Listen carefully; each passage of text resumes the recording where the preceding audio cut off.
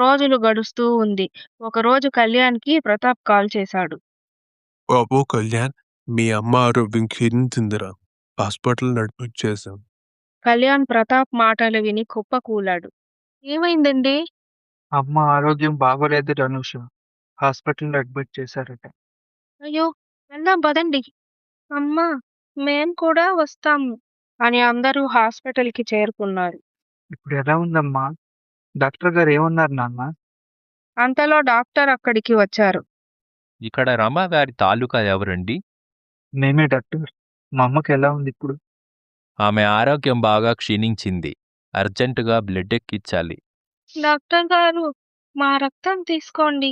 అమ్మగారిని ఎలా అయినా బ్రతికించండి. పిల్లల మాటలు విన్న రమ గుండె కరిగిపోయింది. ఇంత మంచి పిల్లల్ని అలగాజనం అన్నానే అని తలదించుకుంది. నర్సు వచ్చి బ్లడ్ దొరికిందని చెప్పింది. డాక్టర్ ఇక గండం గడిచినట్టే అని చెప్పాడు. ఇలా రండి పిల్లలు. నన్ను క్షమించండిరా. డబ్బు ఉందన్న అహంకారంతో మిమ్మల్ని నానా మాటలన్నాను. ఇక నుండి మీరు నాతోనే ఉండాలి. నన్ను అమ్మగారు అని కాదు, నానమ్మ అని పిలవండి. బాబు కళ్యాణ్, అమ్మ అనూష, మీ గొప్ప మనసుని నేను అర్థం చేసుకోలేకపోయాను. నన్ను క్షమించండి. మన మధ్య ఈ క్షమాపణలు ఎందుకు అత్తమ్మా? మొత్తానికి మొండిరమ్మ నాన్నమ్మ రమ అయింది. చాలే. నేనెప్పటికీ మీ మొండి రమణి. అందరూ ఆనందంగా నవ్వుకున్నారు.